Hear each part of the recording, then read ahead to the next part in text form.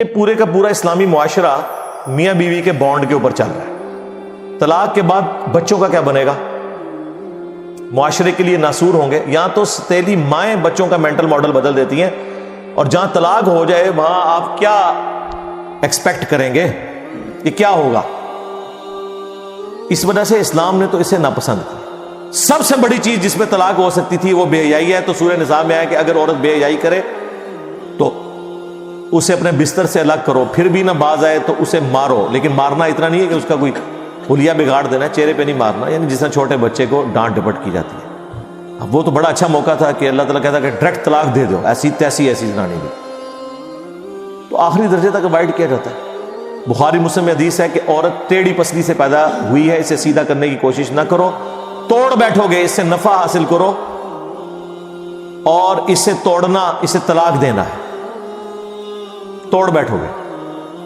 نبی علیہ السلام کو اپنی بیویوں سے تکلیف نہیں اٹھانی پڑی، یہ حدیثوں میں تو بہت تفصیل سے آیا ہے، قرآن میں ہی پڑھ لیں سورہ الاحزاب کے اندر پارہ نمبر 21 کا آخری حصہ سارا ہی اس لیول تک کہ اللہ کو یہ آیات نازل کرنی پڑی، اے نبی اپنی بیویوں سے فرماؤ کہ اگر تم دنیا کا مال اور دنیا کی عیش چاہتی ہو تو آؤ میں تمہیں دے کے تو طلاق دے دیتا ہوں، اور اگر تم اللہ، اس کا رسول اور آخرت کا گھر چاہتی ہو تو اسی مفلسی کی حالت میں میرے نبی کے ساتھ فقر کی حالت میں گزارا کرو۔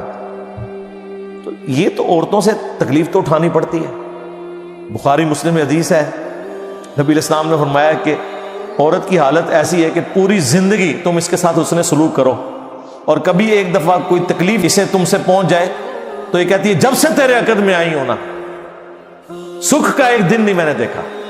یہ بخاری مسلم دونوں میں حدیث ہے، اور یقین کریں اس کا تجربہ بارہا ہم خود بھی کر چکے ہیں، اور جب تجربہ ہوتا ہے تو غصہ نہیں آتا، بس نکلتا ہے صدق رسول اللہ صلی اللہ علیہ وآلہ وسلم۔ آپ رسول اللہ کو یاد کیا کریں، حضور کی حدیث یاد کیا کریں، نبی علیہ السلام کو جو تکلیفیں اپنی بیویوں سے پہنچی انہیں یاد کیا کریں، تو آپ کو صبر آ جائے گا کہ میں تو شاہی کوئی نہیں۔ ہاں یہ ہر جگہ فٹ ہوتا ہے، میں تو شاہی، تسی بھی شاہی کوئی نہیں، ٹھیک ہے نا؟ کمپرومائز کریں۔ مسلم شریف میں حدیث ہے شیطان کا تخت پانیوں پہ لگا ہوا ہے، شام کے وقت سارے چیلے آ کے اسے رپورٹ کرتے ہیں، آج فلاں گناہ کرایا، فلاں سے چوری کروا دی، فلاں سے فلاں کام کروایا، خوش نہیں ہوتا۔ ایک چیلا آگے کہتا ہے آج میں نے میاں بیوی کے درمیان جدائی کروا دی ہے، تو شیطان اسے گلے لگا کے ملتا ہے اور کہتا ہے تو نے اصل کام کیا۔ جس نبی کی یہ تعلیمات ہوں اس کے ماننے والے روٹی صحیح نہ پکنے پر، سالن میں نمک کم ہونے کے اوپر غصہ کھا کے طلاق دیں، تو لعنت ہے پھر ایسے لوگوں کے اوپر جو اپنے نبی کی تعلیمات کو پش دکھائے بیٹھے ہیں۔ یہ تو نبی علیہ السلام نے باقاعدہ تلقین کی، بخاری مسلم میں حدیث ہے میں اپنے بعد سب سے بڑی آزمائش مردوں کے لیے عورتیں چھوڑ کے جا رہا ہوں، یہ اسپیسیفکلی میاں بیوی کے ریلیشن شپ کے اعتبار سے۔ مسلم شریف میں حدیث ہے کوئی بھی مومن اپنی مؤمنہ بیوی کے ساتھ بغض نہ رکھے۔ مسلم شریف میں ایک اور حدیث ہے کہ دنیا برتنے کی جگہ ہے اور سب سے بہترین سرمایہ نیک بیوی ہے۔ نیک بیوی سے مراد مطلب آپ کیا سمجھ رہے ہیں کہ کوئی آئیڈیل ظاہر ہے، آپ کیا ہیں؟ یہ دیکھیں نا، لوگ اپنے آپ کو دیکھتے نہیں ہیں، اور وہ لوگ جو لڑکیوں کے کالجز کے باہر اسلامی بہنوں کی خدمت کے لیے کھڑے ہوتے ہیں، ان سے بھی آپ ذرا پوچھیں نا کہ یہ جو عورت ہے اس سے تو شادی کرے گا جس کے پیچھے باہر ہو گئے گا، لعنت بھیجو، ایسا نہیں زنانی منو چاہیے۔ بدماش ہے بدماش لوگ جی، کیسی ہو جی، وہ 5 وقت نمازی ہو جی، وہ نقاب کرتی ہو جی، پردہ کر دے، تو کیا کرنا ہے؟ ہاں جوڑا تے پھر اسمانہ تے بڑے نے، لب جائے گی تیرے نال دی تنوں۔ تو یہ دیکھیں کہ آپ جو حرکتیں کرتے ہیں نا اس کے بعد آپ یہ ایکسپیکٹ نہ کریں کہ آپ کے ساتھ وہ والے معاملات نہیں ہوں گے، آپ جس طرح کے ہیں آپ کے ساتھ ویسا ہوگا۔ کوئی ایکسیپشن بھی ہو سکتی ہے، لیکن اوورآل یہ جو قرآن کا رول ہے نا کہ نیک مردوں کے لیے نیک عورتیں ہیں، بدکار کے لیے یہ رول ہے۔ ویسے آپ کو بظاہر نظر نہیں آ رہا ہوتا، لیکن میں آپ کو بتاؤں یہ جو جوڑے بنے ہوئے ہیں نا اور اتنی کامیاب زندگی گزار رہے ہوتے ہیں، ان میں واقعی کوئی کامن چیزیں ایسی ہوتی ہیں کہ جس کی وجہ سے وہ اکٹھے اپنے ساتھ زندگی گزار رہے ہوتے ہیں، برائی میں ہو یا اچائی میں ہو، یہ الگ بات ہے۔ یہ اللہ نے کوئی رات و واقعات ایسے بنائے ہوئے ہیں۔ تو ان معاملات کو خوش اسلوبی کے ساتھ، میں کہتا ہوں شادی شدہ مرد کا کام ہی کوئی نہیں کہ اس کی زبان پہ کبھی طلاق کا لفظ بھی ہے. یہ سمجھ لیں طلاق کو آپ ایکویلنٹ کر لیں شرک کے، کہ یہ آپ نے تصور بھی نہیں کبھی کرنا. یار آپ کو کیسے سمجھایا جائے ابو داؤد کی اس حدیث کے اندر کیا درد ہے کہ اللہ کو سب سے ناپسند حلال چیزوں میں طلاق ہے. ابھی کتنی کنٹراڈکٹری سٹیٹمنٹ ہے بظاہر، لیکن میں ایکسپلور کرتا ہوں اسے. سب سے ناپسند طلاق ہے. اس سے اللہ تعالیٰ کی ناراضگی کا ذرا اندازہ کر لیں. اور لیکن ساتھ کا حلال، حلال اس لیے کہا کہ بعض اوقات جینون ضرورت پڑ جاتی ہے. کوئی مرد ایسا ہے جس کے ساتھ کوئی میڈیکل ایشو ایسا ہو گیا ہے اور دھوکے سے شادی کروا دی ہے، وہ مرد ہے ہی نہیں تھا، تو ظاہر اب طلاق والا معاملہ ہوگا. کوئی مرد اتنا فنیٹک ہے کہ اپنی عورت کو وہ اذیتیں دیتا ہے، تو اب اسے اپنی جان بخشی کے لیے یا تو جان بچا لے یا اپنا گھر بچا لے، مجبوراً طلاق لینی پڑتی ہے. حلال اسے اس لیے رکھا گیا ایز اے لاسٹ ریزارٹ، بعض اوقات طلاق کی ضرورت پڑ جاتی ہے. ورنہ تو عورتیں غلام ہوتی مردوں کی. اگر طلاق دینا جائز نہ ہوتا، یا طلاق لینا یا خلا لینا جائز نہ ہوتا، یہ تو غلام بنا کے رکھتے ہوئے جس کے ہاتھ بھی آ گئی تو آپ جس طرح جانور پالا ہوا ہے زنجیر کے ساتھ وہ اس کی غلامی رہے گی. تو یہ اللہ نے اجازت دی. اس سے مراد یہ نہیں ہے کہ جو ناجائز طلاقیں دی جا رہی ہیں وہ اللہ تعالیٰ نے ان کو حلال قرار دیا ہوا ہے، نہیں. جامعہ ترمذی میں حدیث ہے جس عورت نے بغیر وجہ کی طلاق لی جنت کی خوشبو بھی نہیں پائے گی. اسے وائس ورثہ بھی کر لیں. ہاں یہ نہ سمجھے کہ یہ عورت کے لیے ہے. یہ نہیں ہے کہ قرآن میں جتنے مردوں کے لیے سیکھے ہیں تو عورتیں مبرہ ہیں اس سے. ایک ورسٹ کیس کو ڈسکس کیا جاتا ہے اور باقی چیزیں انڈرسٹوڈ ہوتی ہیں. مرد و عورت کا ریلیشن شپ یہ بہت غیر معمولی ہے. جامعہ ترمذی میں حدیث ہے تم نے کوئی بھی محبت کرنے والے دو میاں بیوی سے بڑھ کے نہیں دیکھے ہوں. یہ ایک ایسا پاکیزہ رشتہ اللہ تعالیٰ نے رکھ دیا. قرآن میں اللہ نے فرمایا سکون رکھا ہے میاں بیوی میں ایک دوسرے کے لیے. پھر اللہ تعالیٰ نے فرمایا ایک دوسرے کا لباس ہے. یہ جو ڈراموں میں یہ جو مرد عورت آپ کو دکھائے جا رہے ہیں نا، یہ ڈرامے ہی لگائے ہوئے ہیں. ڈرامے میں ہی ہے اور کیا ہے، ریئل میں تو نہیں ہے یہ سارا معاملہ اس طریقے سے جو وہ آپ کو جس طرح ایک عجیب و غریب قسم کے جہان میں داخل کر دیتے ہیں. یہ ایک بڑا متبرک رشتہ ہے جس کو اللہ تعالیٰ نے اپنے انبیاء کرام کی سنت ٹھہرایا. اور پوری آئلی زندگی سورۃ البقرہ میں اللہ نے ڈسکس کی ہے کس لیول پہ جا کے، صرف یہ بتانے کے لیے کہ اللہ کے نزدیک یہ کتنی اہمیت کی چیز ہے. اس لیے کامیاب مرد وہ ہیں جو رن مرید ہو. ہاں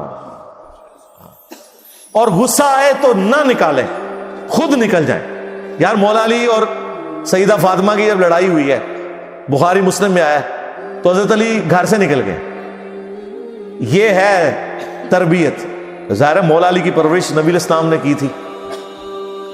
تو جب کبھی بیوی پہ غصہ آئے تو یہ جو کتنے ظالم قسم کے مرد اور ساسیں ہیں وہ عورتوں کو پورا پورا دن گلی میں باہر کھڑا رکھتے ہیں. آج کے زمانے میں بھی ایسے لوگ کر رہے ہیں. جبکہ حضرت علی علیہ السلام کا اختلاف ہوا ہے. یہ چھوڑ دیں غلطی فاطمہ کی تھی یا علی کی، یہ تو سیکنڈری چیز ہے.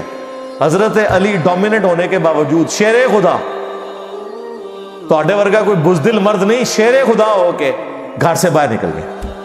کیوں؟ اس کی وجہ یہی ہے کہ اس رشتے کو آپ نے اسی طریقے سے نبھانا ہے.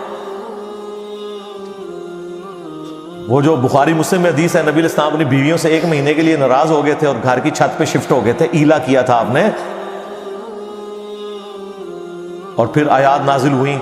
اسی دوران حضرت عمر کہتے ہیں میں ملنے گیا. پہلے تو امہات المومنین اپنی بیٹی کو جا کے ڈانٹا کہ یہ تم لوگ یہ کر رہی ہو. پھر حضور کے پاس آئے اور کہتے ہیں میں نے کوشش کی کہ بھئی حضور کو ہنسانے کی کوشش کروں، اور جب میں چھت پہ چڑھا تو ایک کونے میں چھوٹا سا مشکیزہ لٹکا ہوا ہے، ایک چٹائی پہ حضور لیٹے ہوئے ہیں، اوپر بھی چادر کوئی نہیں، صرف تہمت باندھی ہوئی ہے. آپ اٹھے ہیں، جسم پہ چٹائی کے نشان. حضرت عمر نے رونا شروع کر دیا، یا رسول اللہ کیسروں کس طرح دنیا کے مزے لوٹ رہے ہیں اور آپ اللہ کے پیغمبر ہو کے یہ آپ کی حالت ہے. آپ نے فرمایا لگتا ہے عمر ابھی بھی دنیا کی حقیقت تم پہ نہیں کھلی.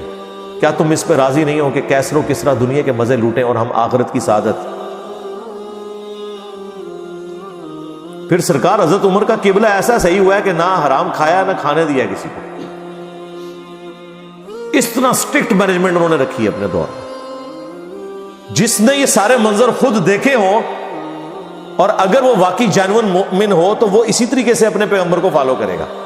پھر وہ بخاری مسلم کے الفاظ ہیں, کہتے ہیں میں نے اب سوچا میں حضور کو کوئی ایسی بات سناؤں کہ آپ کا موڈ آف ہے تو آپ ہنسیں. تو کہتے ہیں یا رسول اللہ دیکھیں جب ہم مکے میں تھے کس طرح ہماری بیویاں ہماری یعنی وہ کیا ہم کوئی غلام ہیں, ہاں کس طرح یہ ہماری اوبیڈینٹ ہوتی تھیں. جب سے مدینہ شریف ہم آئے ہیں تو یہاں انصار کی عورتوں نے تو اپنے جڑوں کو دبا کے رکھا ہوا ہے. ان کو دیکھ کے ہماری بیویاں بھی دیکھیں کتنی شیر ہو گئی ہیں. اور ہم پہ یہ واقعی جی عرب کے لوگ وہ تو کسی مرد کی بات نہیں سنتے تھے, عورت ان کے سامنے بول جائے چسک جائے. ہوں بھی تسی دیکھ لو عربی نے کس طریقے سے اپنی عورتوں کو رکھا ہوا ہے انہوں نے. وہ ان کے اندر ایک مزاج ہے, یہ کوئی ان کے لیے تعریفی جملے نہیں ہے, یہ ان کی عادت بتا رہا ہوں. لیکن اسلام نے کیسا انہیں مغلوب کیا کہ وہ اسلام کی وجہ سے پھر بیویوں کی ساری چیزوں کو ٹالریٹ کرتے تھے. تو کہتے ہیں جب میں نے یہ بات کی نا کہ یہ دیکھو ان کو دیکھے دیکھے ہماری عورتیں بھی شیر ہو گئی ہیں, تو حضور علیہ السلام مسکرائے. کہتے ہیں مجھے تھوڑا حوصلہ ہوا, پھر میں نے گپ شپ کرنی شروع کی اور یہ اس طریقے سے. پھر خیر آیات بھی نازل ہوئی. 1 مہینے کے بعد نبی علیہ السلام نے جو ہے وہ آفر دی. یہ آیات نازل ہوئی سورہ احزاب کی, حضرت عائشہ حفصہ باقیوں کو, کہ دیکھو اللہ نے مجھے اجازت دے دی ہے, چاہے تو تم میرے عقد میں رہو اسی فقر کی زندگی میں, اور اگر دنیا کا مال چاہتی ہو تو ٹھیک ہے میں تمہیں طلاق دے دیتا ہوں. تو سب نے کہا کہ ہم اللہ, اس کا رسول اور آخرت کا گھر چاہتے ہیں.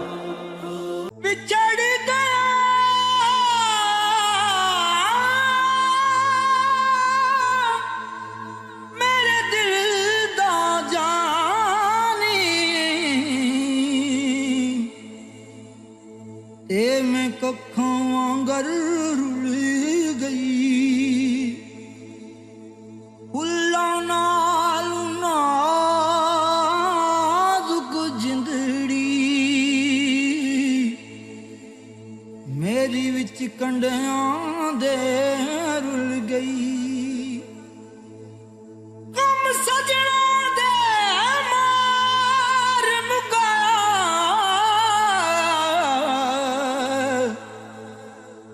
تے میں اتھروں بن کے ڈل گئی. ایک مایا تیری یاد نہ بھلدی, باقی ہر شے جگ دی بھل گئی.